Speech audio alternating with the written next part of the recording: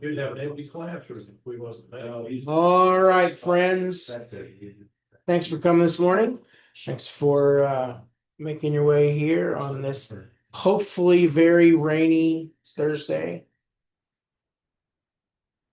The last time we were together, we were in the vicinity of John 12. And we have just a couple of things to finish up there. I can't remember if we actually did it or not, but my mark said I did not. So in Mark 12, nope, I made a mark in John 12. We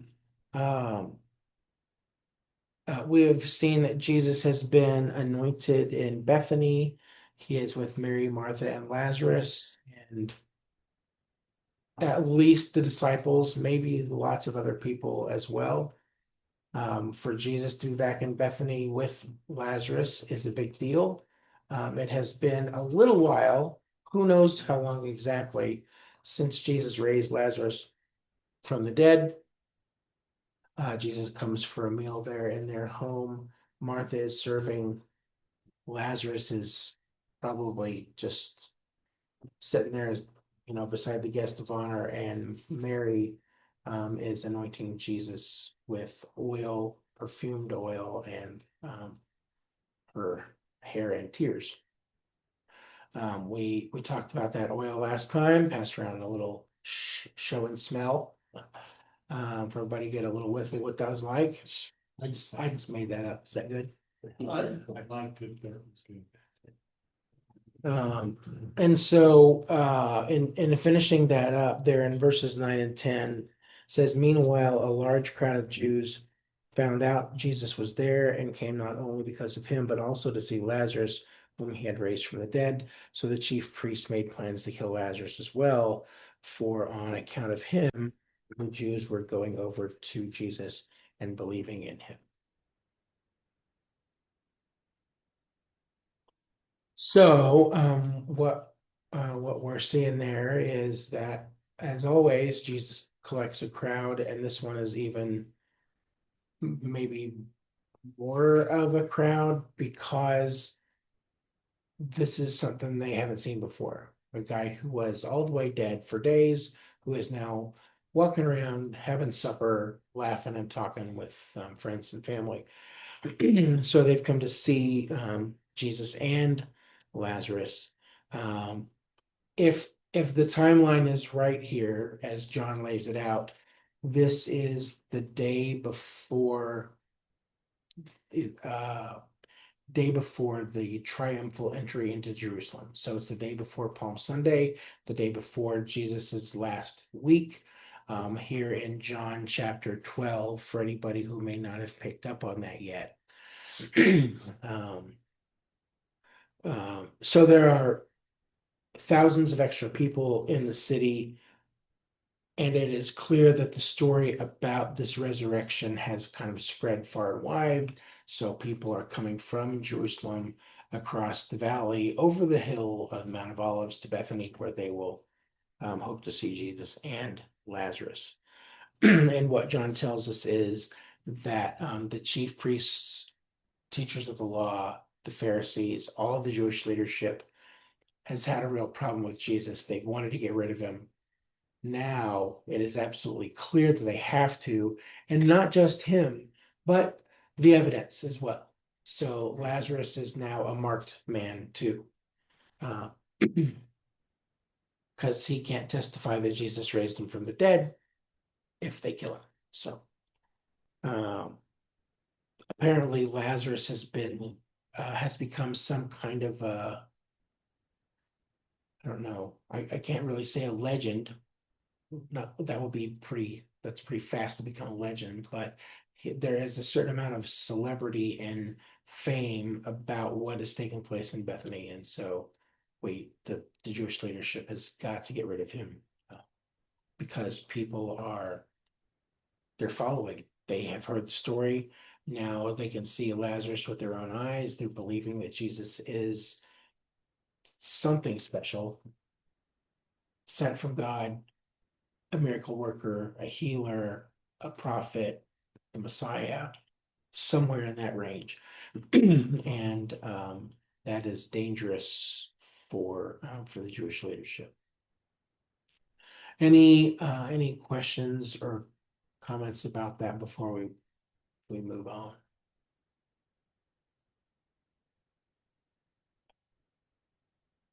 They get Jesus, but they don't get, it doesn't ever say anything, I can remember about Lazarus.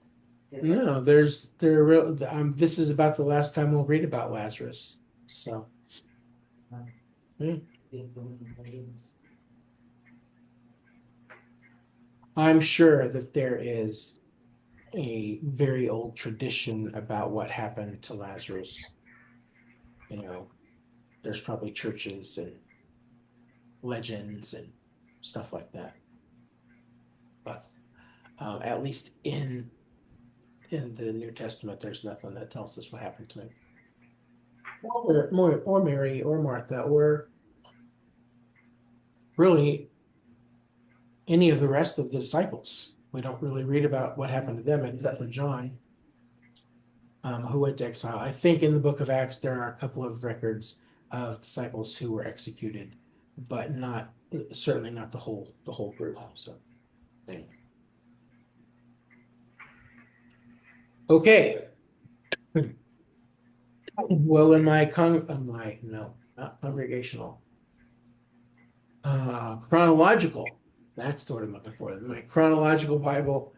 Next thing that shows up, which I believe um, is the triumphal entry on Palm Sunday. All four Gospels, Matthew, Mark, Luke, and John, some record of it. And most of them are pretty consistent. A few variations, but nothing that is nothing that would prove that it didn't really happen or that it's all made up. I mean, there's just enough variety to go, yeah, that's probably just perspectives. Like if we saw an accident out here on the street and every single one of us had exactly the same story, the cops would go, that's kind of fishy. Everybody saw exactly the same thing because the nature of people notice different things, what somebody was wearing, what their hair was like, what the sound was, what they saw first. And so here there's there's great similarity, but enough variations that it's clearly not just, here, give me your notes. I'm going to copy that into my gospel too. Kind of a thing. So let's look at John 12:12.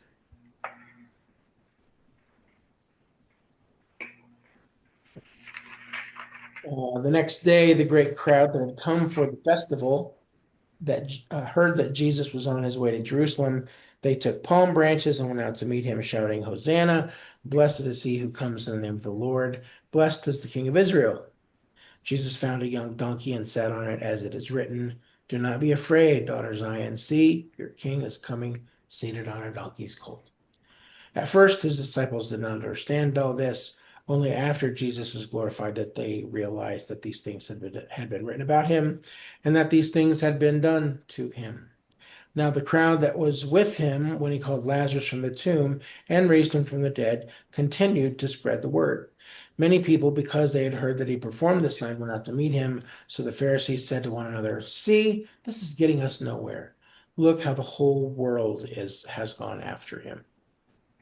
So as I said, this is John 12, but you also find it in Matthew 21, verses 1 to 11, Mark chapter 11, verses 1 to 11, and Luke chapter 19, verses 28 to 40. And so when we take all four of those accounts and just try to find the sort of the bare bones of everything, it is a Sunday. It is the day after the Sabbath. There are something like at least hundreds of thousands, if maybe not a million, of Jewish pilgrims who have come to Jerusalem for the festival. You may remember that as we've talked through the Gospels, that there are certain festivals that cause people to make the pilgrimage to Jerusalem. Passover is one of them. I can never remember off the top of my head what the other ones are. Typically, they're there as well for Pentecost, which is a few weeks after Passover, and then there's the one in the fall. And people come, every Jewish person that can make it from wherever they are comes back to the holy city to celebrate and to observe the festival. So this is Passover week. People have come from probably all over the Roman Empire and maybe even farther. They've been staying all along the way in places close to Jerusalem. They've been in Jericho, they're in Bethany, they're in Bethlehem, whatever direction they're coming from, they're staying there. And if there are people in Bethany, like Jesus and his friends are, it's possible that they have come from places where they've already heard what Jesus is doing. So this crowd has either seen the miracle of Lazarus' resurrection, or they have heard about it and they have stayed right here. And now on this Sunday morning, Jesus is going to go into the city of Jerusalem, and everybody is really excited. They're going to travel with him into the city for this important week of Passover. There is a lot of curiosity about what he has been doing and about who he is. And so you've got in Bethany, all these people have been camping out here. We're going to walk in with Jesus. But in the city of Jerusalem, there are people who have come from all over, who have heard about Jesus, and they've heard about this specific crazy miracle. And so they're coming too. So you have this convergence of these two groups that's going to take place somewhere on the Mount of Olives, and they're going to go with Jesus into the city together. So if we're going to try to like harmonize all four gospel accounts, Jesus has sent a couple of disciples ahead of him on the road to go to the little town of Bethphage. He knows that there is a donkey colt tied there. How does he know that? Because he knows everything. He has planned it this way. He knows that there is a donkey colt there. He has them to go ahead and to bring back that colt. He is going to ride that donkey colt, which is it's green. It's never been ridden before. He's going to ride that into that morning. Matthew includes as well the mother of that donkey colt, the mare, Jenny. So is it one or is it two? Well, it's at least one. It doesn't say that he's like doing the Roman gladiator trick where he's got one foot on each one and he's riding them this way into town. He's not a rodeo cowboy. It's just riding this colt into the city. Matthew and John mark his arrival in Jerusalem with an identification of him as the king. Both of them make a reference to Zechariah, the prophecy there about your daughter. See, Zion, the king comes to you riding on the colt of a donkey. So it's important for Matthew and John to point that out, that he is coming as the new king. He is the Messiah.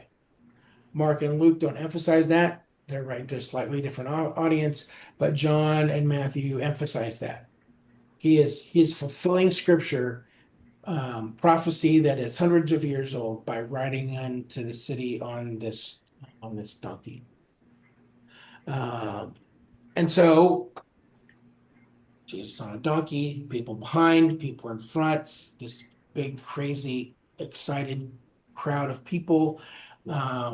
They start tearing branches off the trees, cutting down palm branches.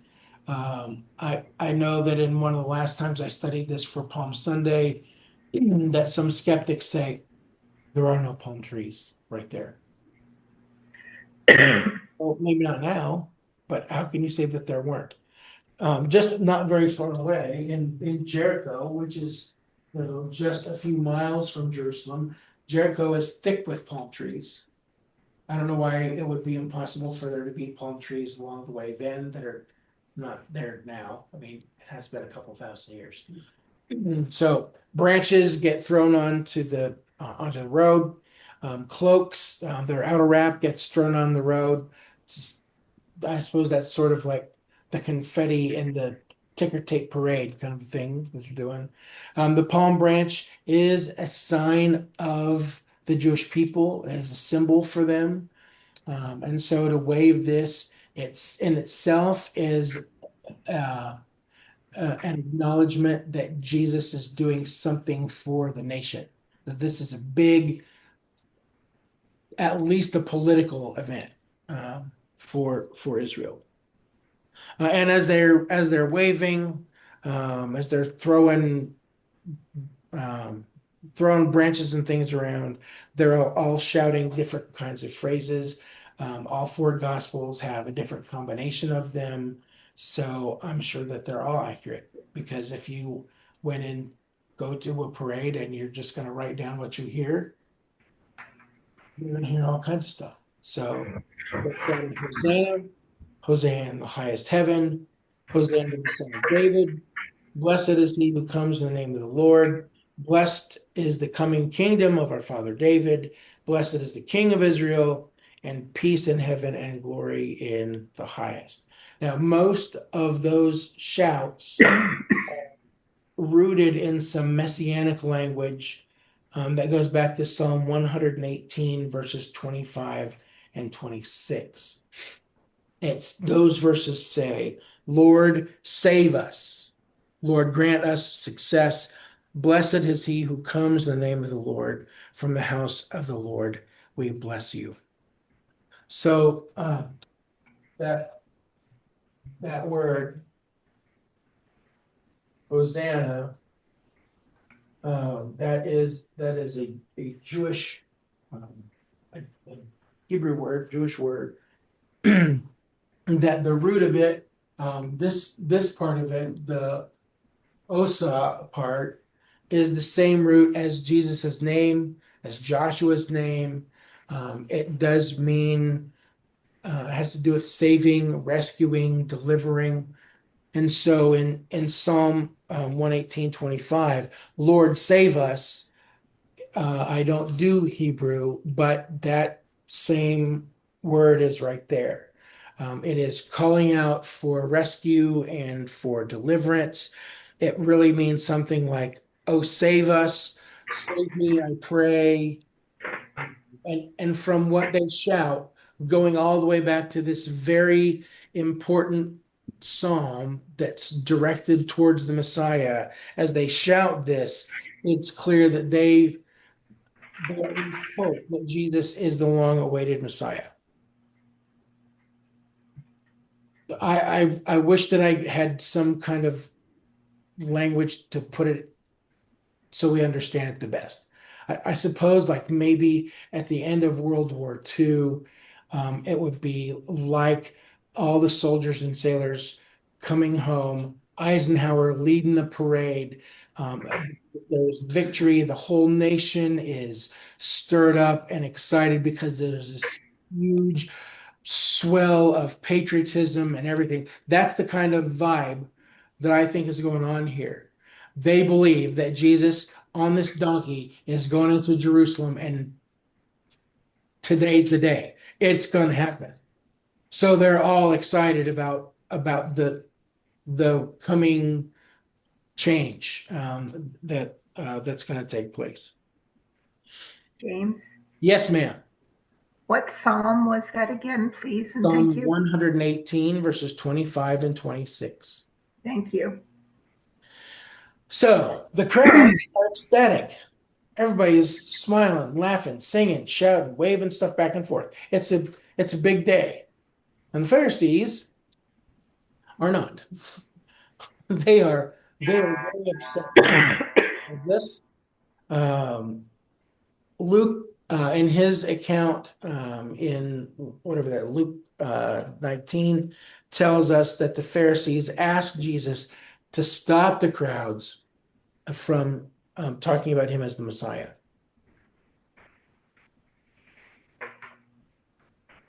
Even if some of them might believe that he is, politically, they need people to be quiet. Because if the Romans get word of this, that there is a parade for the coming king heading up the hill towards Jerusalem, that this centuries old prophecy is coming true today, it's going to get bloody.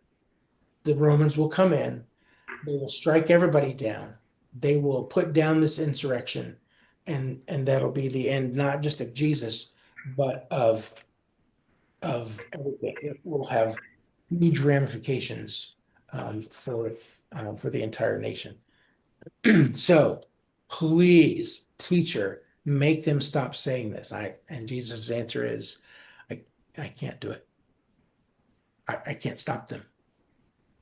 Because if they don't sing and shout, Jesus says the stones will pick it up. The rocks will cry out. They'll be the ones who offer praise. And so the Pharisees either can't or won't see that the crowds do something that Jesus says even creation understands. You got to keep them quiet. There's no keeping quiet about this. So the one thing that they do see is that he is riding this big swell of popularity, and that is going to be very dangerous. Now, one thing that Luke mentions that the other three gospels don't is Jesus's response when he gets to the city. Look at verse, what is that? Luke 19:41. As he approached Jerusalem and saw the city, he wept over it and said, if you, even you, had only known on this day what would bring you peace, but now it is hidden from your eyes. The days will come upon you when your enemies will build an embankment against you and encircle you and hem you in on every side. They will dash you to the ground, you and the children within your walls. They will not leave one stone on another because you did not recognize the time of God's coming to you.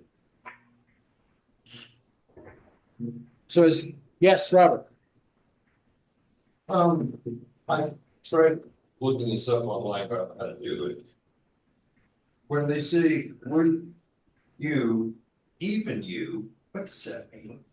Is it just a stylistic, the even part, or does it have a deeper meaning? No, I don't know that there's any super deep meaning. And I don't have the group in front of me, but I think it's probably just an emphasis thing. Because it's found quite often. Yeah, it's sort of a different construction there. I suppose it would be something like, hey, if you, and I mean you all y'all, just really kind of emphasizing this isn't just for one person or for one group, but for everybody who is a part of Jerusalem. Jerusalemites, Israelites from all over, Jews who have come from every corner, who are gathered in this place to worship God, to celebrate the Passover, the remembrance of God's delivery of Israel from slavery. At this special commemoration, they could find not the same kind of deliverance, but even greater deliverance if they would just recognize who he is. like you of all had the scriptures, you had the prophet, you had all of that knowledge. You should have known better. I suppose, Robert, if you wanted to put something in there instead of even, I might go with especially. Like if you people, and especially you, teachers, scribes, Pharisees, priests, if you had just paid attention, if you had done anything besides just get an opinion, you would have seen what it is that God is doing. I just wanted to make sure it wasn't missing something by that, by not knowing that. If it was the Sayers translation, I would maybe go with especially there, or specifically as well. So Jesus comes up the city. He's if you look over at that picture there on the wall, he's probably coming from the bottom right green up a road. There's a road on the on the south side of that building complex. There's a road that comes in on the north side. Jesus is coming up the hill into the city of Jerusalem, and we don't know where the spot is. Maybe it's even just at the top of the Mount of Olives, which would have been it would have been that view right there. Jesus, John or Luke tells us that he leaps over it. Now,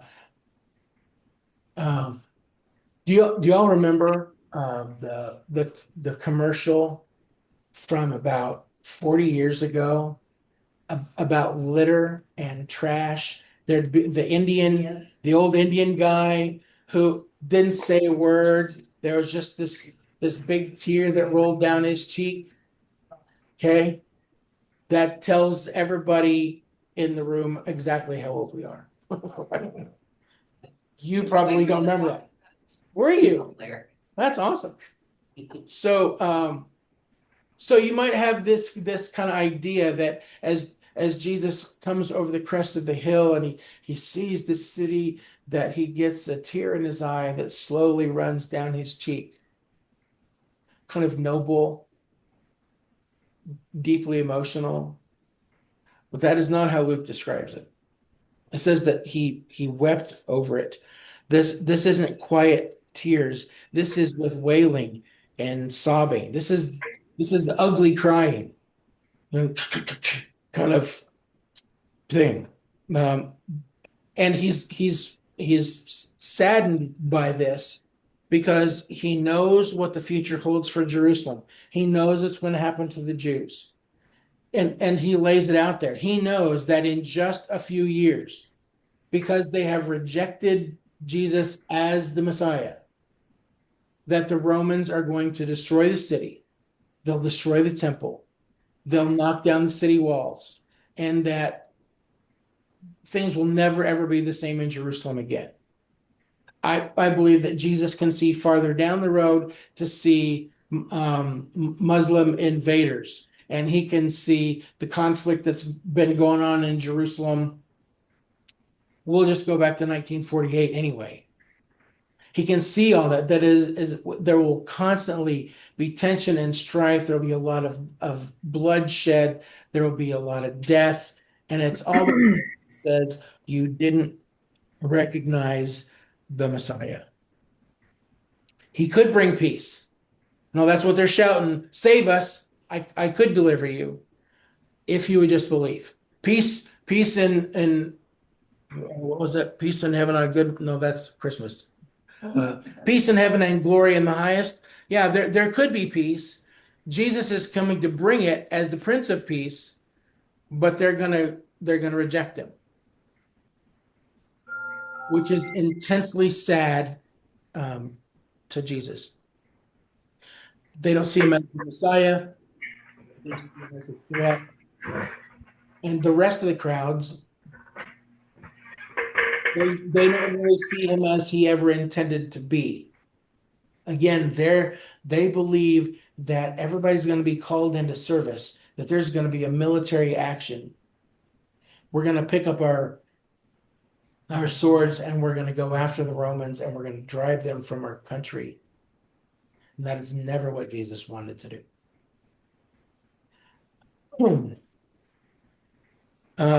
John gives us a little insight after that we may not really need, because guys, that the disciples had not put all this together. When they're watching it unfold, they see it, but they don't really fully understand it.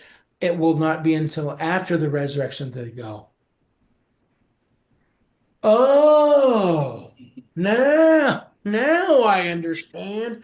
Man, what a doofus. I can't believe we missed that.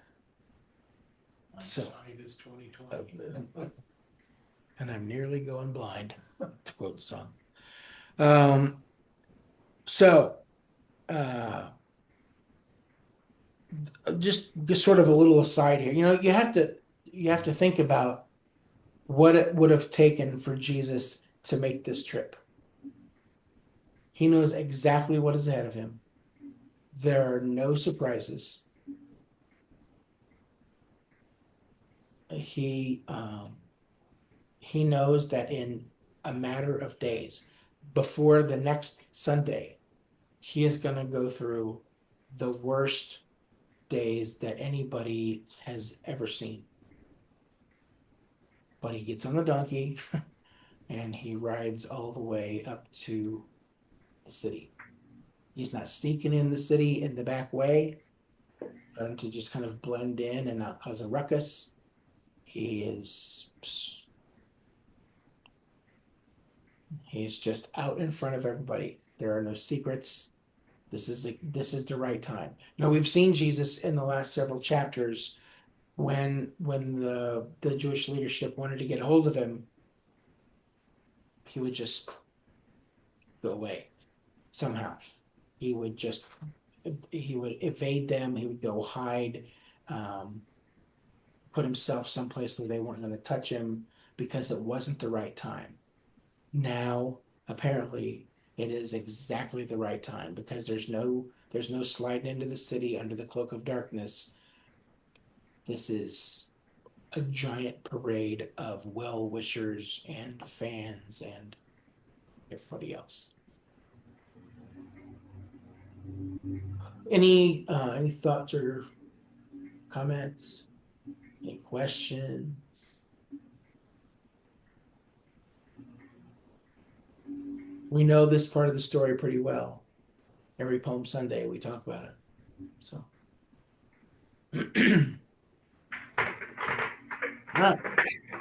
well, at the end of this triumphant Palm Sunday, depending on which account you think has it exactly right, Jesus goes back to Bethany for the night.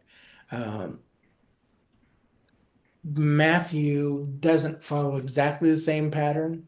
He says that Jesus goes to the temple on Sunday, and whatever Mark talks about happening on Monday, Matthew says it happens on Sunday at some point. But we're going to go with what Mark says in chapter 11. Mark 11, verse 12. Mark 11:12.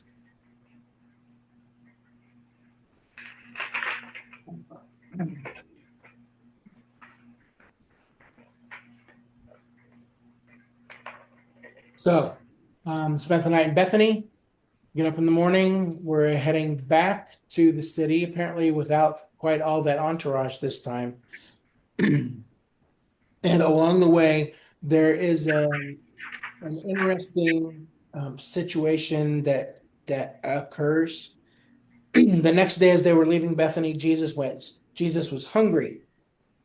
Seeing in the distance a fig tree in leaf, he went to find out if it had any fruit. When he reached it, he found nothing but leaves, because it was not the season for figs. Then he said to the tree, "May no one ever eat fruit from you again." And his disciples heard him say it. I will tell you that of all the things that I wish that I understood better. This is one of them. Like I just I I have never fully understood why that little paragraph is in there about Jesus and this fig tree. Some of it seems a little out of character or something. It is at least puzzling. We'll see if we can feel better about it when we're done.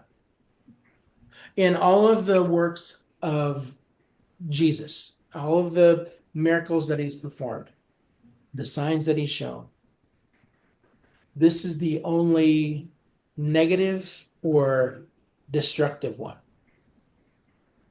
He's always healing and multiplying and blessing and all this other stuff. This is the one time where he displays his power and authority by causing something negative to occur. The Old Testament is full of those kinds of things, miracles of destruction and judgment, but Jesus doesn't show that except for right here. And so there must be some kind of a lesson in it. Jesus is hungry. He's looking for something to eat. And so off the road, he sees that there's a fig tree. It's full of leaves, like, oh, there'll be something there, right? If the tree is green and growing, there'll be some figs. And so he goes over to the tree looking for figs and doesn't find anything. And so he curses the tree, or condemns the tree. If you're just asking me what's going on here, personally, I kind of feel like with everything that's going on, that Jesus's emotions are like here. I feel like this is a place where Jesus's humanity is really close to the top. You know, you have those moments when you are really stressed, you're full of anxiety, nothing is going right, there's big stuff coming, you don't know how it's all going to get done, and some little thing happens, and you just, something just kind of, you can hear it go pink, and your head just kind of breaks. It kind of feels like maybe that's what's going on here. Is it an overreaction? I don't know. Maybe. A little frustration. I don't know. I'm tired and hungry. You kicked the dog, Exactly. Right. maybe he was angry. Hangry, kicking the dog, you know, letting somebody have it who just happened to walk across the room at the wrong time.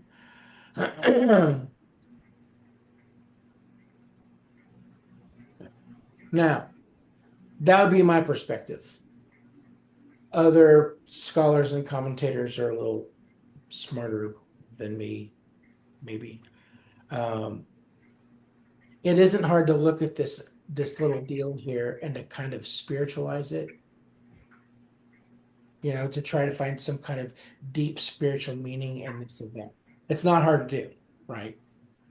You can probably tell me what the lesson is. What is the lesson? What's Jesus looking for? Food. He's looking for some fruit.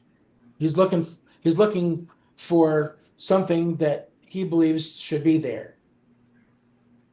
The tree is alive, the tree is growing, it's full of leaves. He comes looking for fruit and he doesn't find any, so there's condemnation. Oh, James, I see where you're going with this. So Jesus is looking in my life and he's looking for fruit. He can see all this other stuff that looks pretty good, but when he gets up close, he sees that there's nothing really there. And so there's condemnation. Is that the point Jesus is trying to make? I don't know. Is that a true statement? Is that an accurate assessment of what Jesus looks for? Well, yeah, he wants us to grow. He's looking for us to produce fruit. I don't know if that's necessarily what Jesus is going for here, but some people feel like it is. You can take that if you'd like. Maybe it's the tree that the vine dresser had him save till he could put manure on it and see if it would grow again, Maybe. and it didn't. Now, one of the guys that I looked at in talking about this passage, the tree is not condemned because there isn't any fruit. The tree is condemned because it has the pretense of fruit. It's green, it's alive, it's full of leaves. It looks really great from a distance, but that's as far as the great is. Again, I don't think that's an untrue spiritual statement. I don't know if Jesus is really aiming for that here. We'll just suffice it to say that God doesn't approve when there is a profession of health and growth without there being some reality behind it, that the walk and the talk have to jive. Harold. So, message that we came up to it, expecting to find something for breakfast, but found nothing but fig leaves. And in parentheses, it was a fig leaf. So then he addresses the tree. No one is going to eat fruit from you ever again. But if he was hungry, he could have. He could have done anything. Yeah, he could have had bacon and eggs. Why didn't? Or figs grew.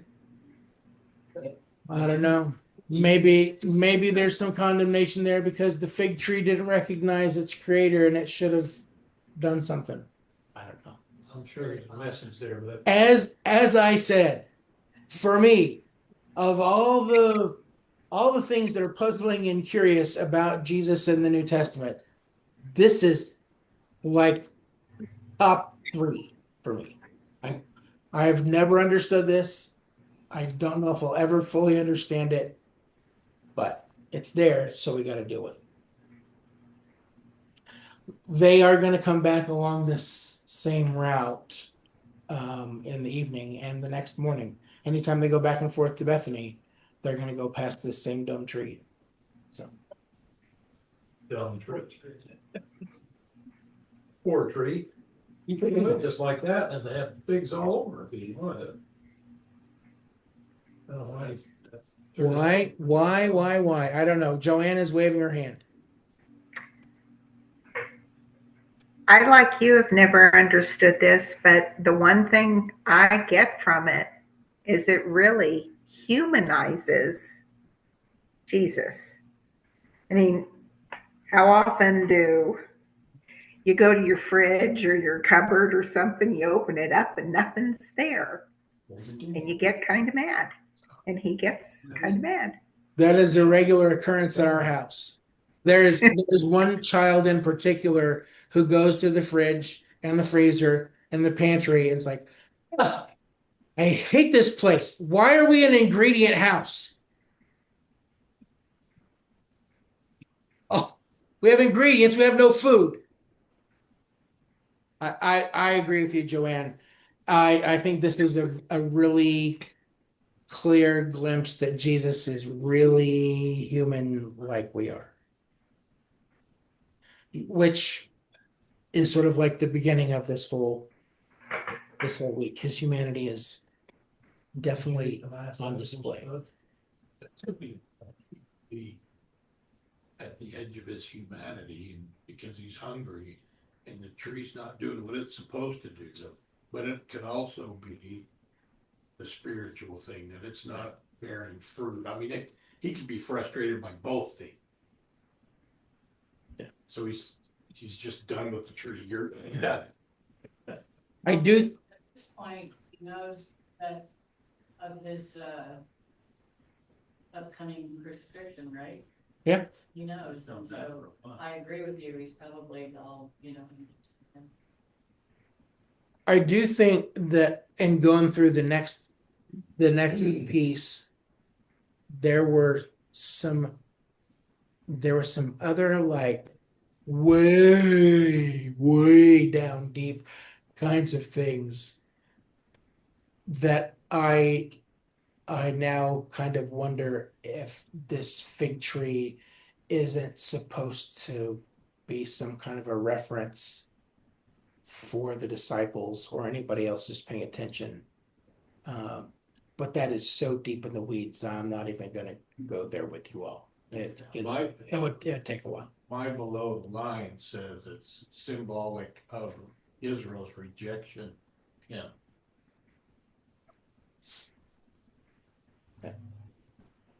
Jerusalem's not paying attention. There's been no change there, just like this tree has made no change. Jesus is omniscient. So he knows there's no fruit before he goes there. That would tell me that he's not mad that it didn't produce fruit, which it shouldn't have produced because it's out of season anyway. So there's got to be some, some meaning, some teaching there. It's got to be a something. Yeah. It's like when you, I'm sorry. No. It's like when you watch a movie and you see something that some people would, maybe it's insignificant, but you know that they're gonna come back to it and reference it, well, otherwise why'd they shove it? Yeah. Yeah. Well, probably one of the important things there is looks like a throwaway line, and his disciples heard him say it. We're going to come back to this tree, and probably the next time we get together. So let's. We're apparently in some sort of a time loop today. Mark 11, verse 15. On reaching Jerusalem, Jesus entered the temple courts and began driving out those who were buying and selling there. He overturned the tables of the money changers and the benches of those selling doves, and would not allow anyone to carry merchandise through the temple courts. And as he taught them, he said, "Is it not written, my house will be called a house of prayer for all nations, but you have made it a den of robbers?" You can also read this in Luke 19, verses 45 and 46. Jesus and his followers, after he, takes care of this tree, they get the rest of the way into the city, up to the Temple Mount. He goes into the temple courts, and I know that it's especially true at this time of the year because there are literally thousands and thousands more people in the city who've all come to make sacrifices, who've all come to celebrate the Passover together. There are lambs that have to be slaughtered in just the right way. And so rather than schlepping your sheep all the way from outer Mongolia, you're just going to buy your sheep there in Jerusalem. The temple is happy to provide this service for all of its worshipers.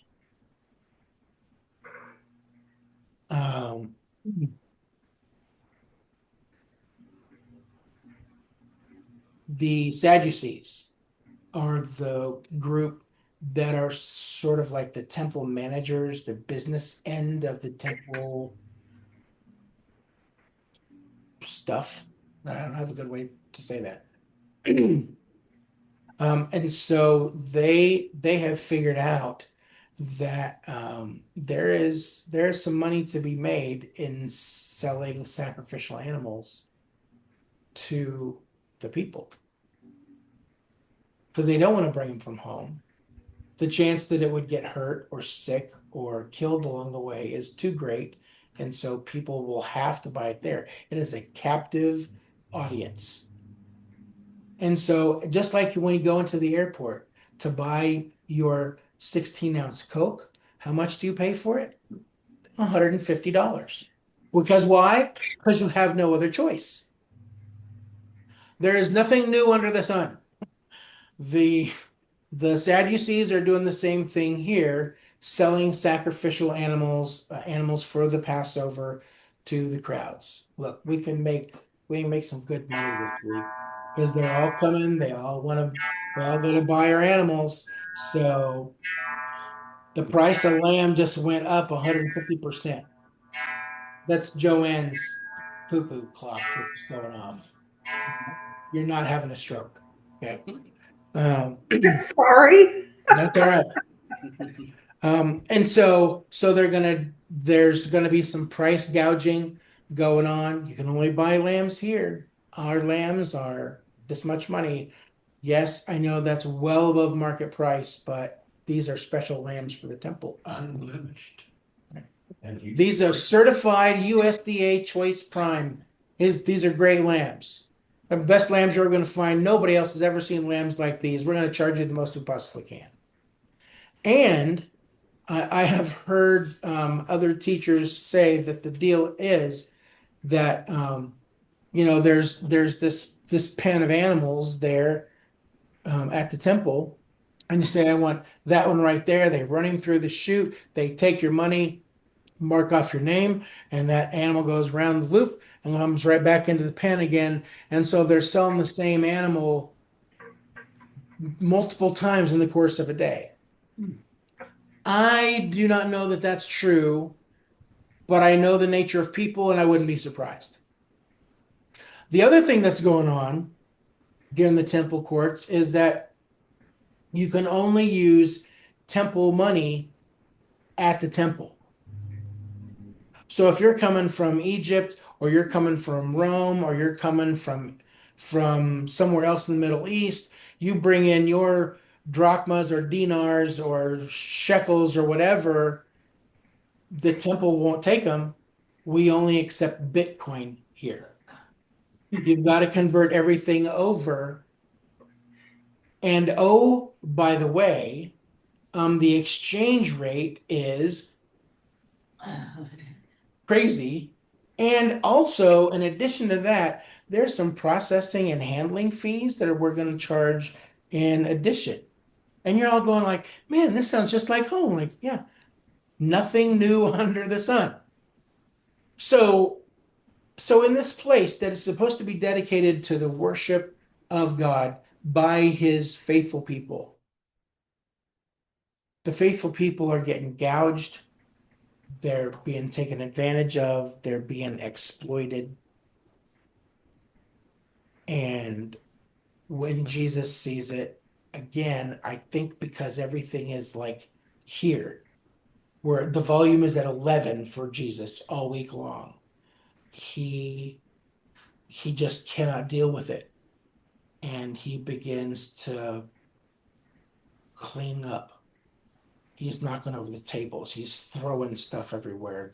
He's letting the doves in the cages. He's opening the fence on the sheep. I mean, whatever he can do to cause chaos and to clean all this mess out, he's going to do. Now, the one thing that I've never paid attention to before this week, and I'll confess, even this morning, it hit me like, what's it say? And he would not allow anyone to carry merchandise through the temple courts.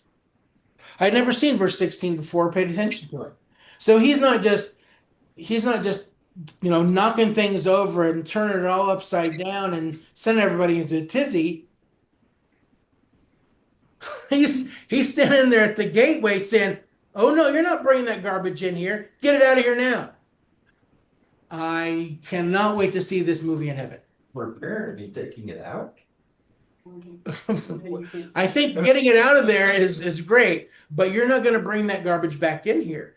This place is for the worship of the one true God of Israel. It is dedicated to him and coming in contact with his people. This is how they deal with sin. This is how they bring offering and praise to God. You're not going to turn it into this shady backroom Vegas place. That's not what this is for. Only worse. Worse than a swap meet. Well, I'd heard somewhere that if you brought your animal, there would be an inspector there saying, That's not good enough. See that spot right there? He's got a little limp. Yeah. And then that one would go into the pen to go to do the circulation. They would We'll say. we'll dispose of that for you. It's 150 for your replacement. So they're making money twice on you. There is one little interesting note. I cannot verify it. I'm just going to go with the scholar that says that all of this selling, all this merchandising is taking place in the court of the Gentiles. So you remember from what we've looked at that in the temple that there's what's the difference? On the Temple Mount, there's the temple itself in the back, but then you've got various layers of access throughout. So there's the Gentile court, and then there's the court of the women, and then there's the court of Israel, and then there's the inner court where only the priests are going to go. So all of this nonsense is taking place out here, which is having an impact really on everyone. Nobody's getting in without coming through all of this chaos. In the court of the Gentiles, where any God-fearing Gentile can come, is allowed to come and encouraged to come, they now can't because it's been full of a flea market, a livestock auction.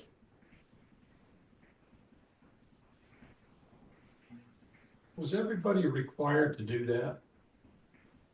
To Show up there with an animal? if you're gonna come, you're either gonna be there to buy an animal to make a sacrifice, or that you're there to buy a lamb for the Passover meal. But was you required to come and do that? I mean, is there somebody there taking a census saying, oh, let's see, Cody Quinn didn't show up this year with his lamb.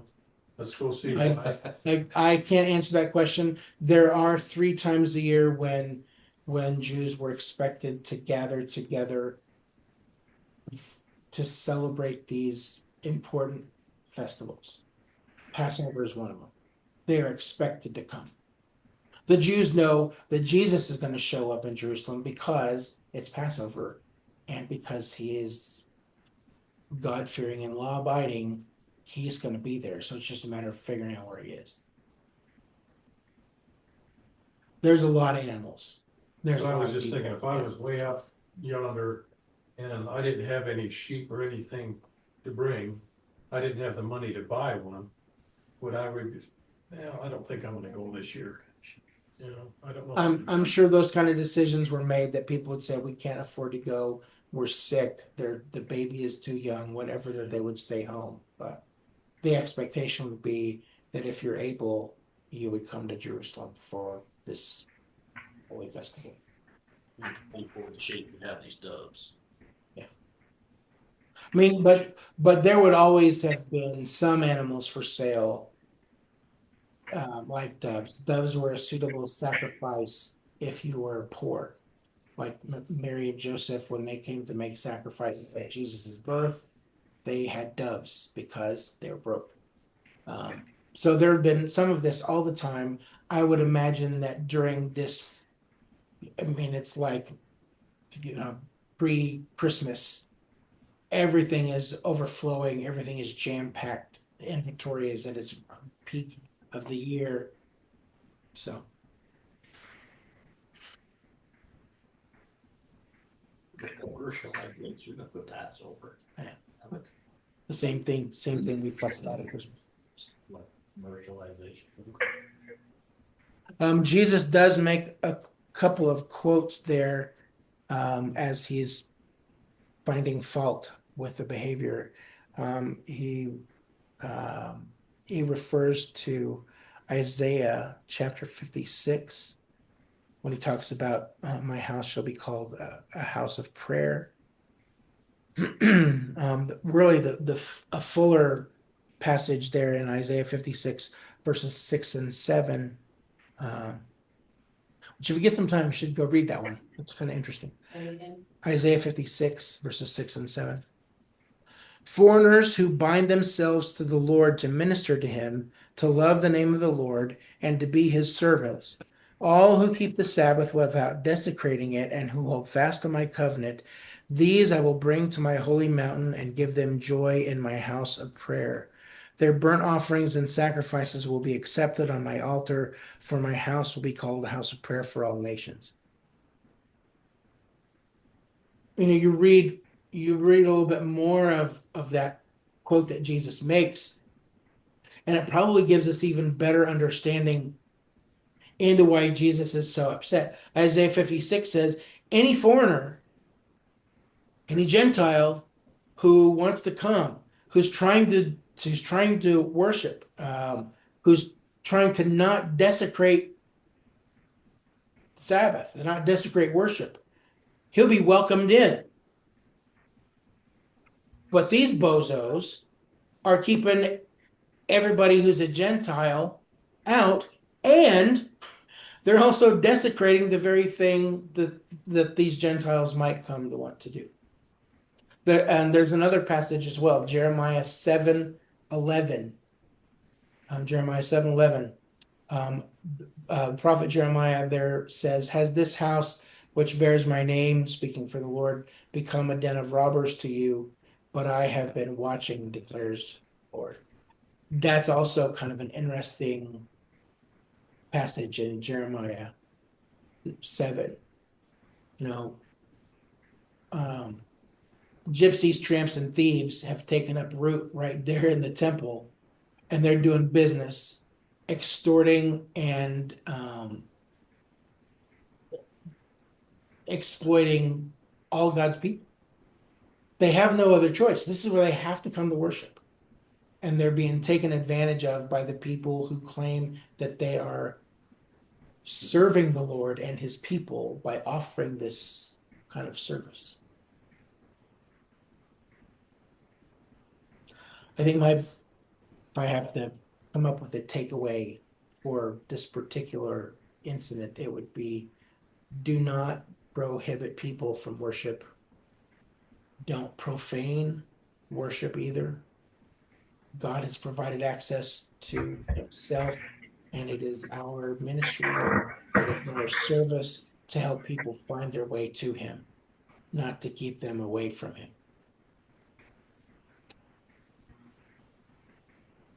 What do you think?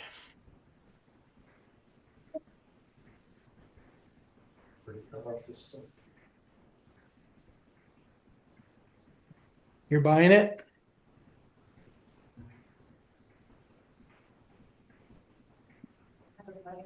Yes.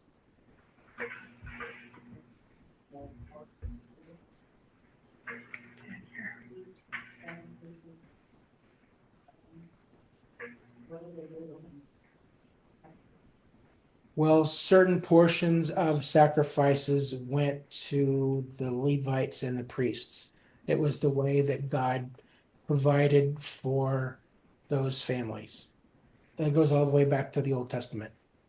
That a certain portion of every sacrifice was burned up on the altar. A certain portion was put aside to feed the priests and their families and the Levites and their families. But I did not take in my lamb, offer on the altar, and take home a roast. That's not the way that worked. Wouldn't be a sacrifice. No, that would be a barbecue. Yeah.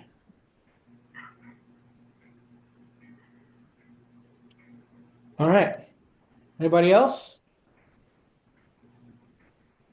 Well, we will put a mark in it here. Let's see. We'll pick up in Mark 11:20 when we get together next week. See if we can learn anything else about this dumb fig tree. Okay. Thanks for coming this morning. I'm going to turn the thing off. If you happen to be watching on YouTube, just know that if you hit the subscribe button, I don't get anything out of that, but you do get notified every time we post some new content there. So be sure to do that.